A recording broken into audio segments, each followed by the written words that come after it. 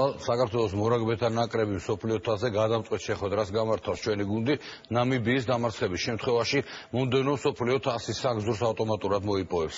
ქართველმა მინისტრებმა კი მორაგბეების ხარდაჭერა თამაშით გადაწყვეტეს და ამას არსებული წესების დაცვით აკეთებენ. გუშინ დავით სერგეენკომ კაპიტნის ვარჯიში ჩაატარა, დღეს კი მინისტრების გუნდი ვეტერან მორაგბეებს შეხვდა. ამ თამაშს დავით კაკულია დაესწრო, რომელიც პირდაპირ ეთერში შევარდენის სარაგბო ბაზიდან გვერდება. საღამოშიდობისა დავით და პირველი კითხვა ხო არ დაჭირდათ ჩვენს მინისტრებს ჯანდაცვის მინისტრის დახმარება მანდვე ადგილზე, როგორ ჩაიერა თამაშმა?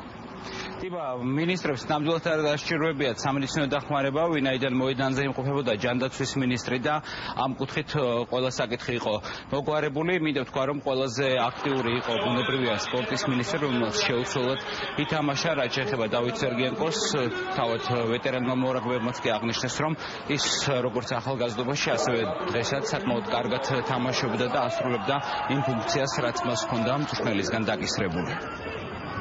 ჯანდაცვა ცხოვრების ჯანსაღი წესი პირდაპირ კავშირში არის ერთმანეთთან, ასე რომ ძალიან კარგი იყო, ჩემთვის დიდი პატივი იყო მართლა. ჩვენი ბიჭებს ვისწავთ ვიცით მათი განწყობა და ვიცით რომ ძალიან დაეხმარება ეს აქტივობა. დიდი მადლობა. ძალიან სასიამოვნო იყო ვეტერანებთან თამაში და აი ეს ხარდაჭერა, ეს ატმოსფერა შეიქმნა, ეს კიდევ ერთხელ მეტყველებს იმას, რომ რაგბი ძალიან პოპულარულია სპორტი საქართველოში და ვიხარია ყველა ერთად ავარ და ზეიმოდა ქომაგორ ქართულ რაგბისტებს. აი ესეთი კარგები რომ გამოვიდნენ და რაგბიშიდაც და ძალიანად ქვეყანას აღგებიან, ეს ალბათ ყველაზე გასახარები და ყველაზე კარგი რამეა, მაგრამ თავარი ისა რომ ერის და ბერის ყველანი ერთად ვდგევართ და ერთად უბალეში გქონთ საქართველოს ნაკრებს. ის მინისტრები კი ვინც ვერ შეძლო შევარდნის სტადიონზე ოვალური ბურთით თამაში, მაყურებლების რანგში ადევნებდნენ თვალყურს ამ მატჩს და ამბობდნენ, რომ ეს მატჩი არის იმის ნიშანი, რომ მთავრობა არის ერთიანი და ისინი ყველა ერთად უჭერდნენ მხარს ხვალინდელ მატჩს საქართველოს ნამიბიის წინააღმდეგ.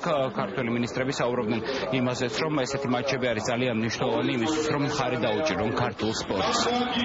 საერთოდ რო არც ეთამაშა საერთოდ და ისეა რა მაინც მაყურებელი ვიქნებოდი, მაგრამ აშკარად ფორმაშია და მე არ ვიცოდი, ეთქობა რაგბი ნათამაშები აქვს. ჯანდაცვის მინისტრი ვიცი რომ თამაშობდა და ნამდვილად კარგია.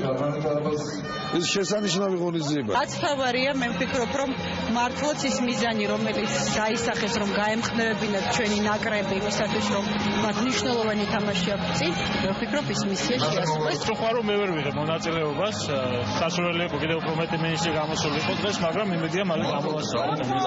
ზოგადად ჩვენ ალბათ მაქსიმალურად ვეცადოთ, რომ ჯანსაღი ცხოვრების სტილის სამაგალითო ნიმუშები ჩვენთვის ჩვენია. ყოველ შემთხვევაში ძალიან რეალისტურად გამოიყურება ის, რომ რა თამაშის ჩვენმა ბორჯღავსლებმა აჩვენეს, რომ იქნებ გავარღვიოთ ეს, ასე ვთქვათ, 6-თა კალი და შევიდეთ. ეს რა თქმა უნდა ძალიან ძლიერი გზავნილი იქნება ყველასთვის, იმიტომ რომ ჩვენ ვიმსახურებთ, ჩვენი ბიჭები იმსახურებენ და ეს თამაში არ ვიცი, მგონია რომ არის ძალიან მნიშვნელოვანი გზავნილი, რომ ჩვენ მათთან ერთად ვიხარია, მათთან ერთად ტკივა, მათთან ერთად მოედანზეც კი ვარ. მე ვფიქრობ, რომ დღევანდელი დღე არის მაგალითი პირველში იმისთვის, რომ ჯანსაღი ცხოვრების წესი ძალიან მნიშვნელოვანია. ძალიან დიდ წარმატებას უსურვებთ ხვალ ბიჭებს და მე გარწმუნებული ვარ, დათუნაც მეთანხმებოდ. ძალიან კარგი მატჩია მომწონს და ხვალ ბიჭებს გამარჯვებას უსურვებ.